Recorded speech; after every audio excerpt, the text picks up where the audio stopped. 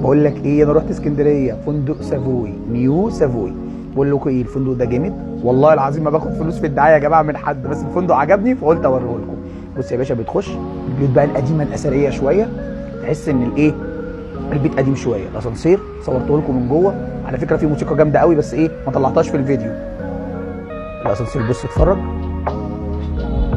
بس حلو قوي، انا حسيت ان هو يقع بيا بس حلو. هنا المنظر من الاوضه بتاعه الفندق حكايه. احلى حاجه في الاوضه البلكونه بتاعتها، اقسم بالله الواحد كان عايز ينام في البلكونه.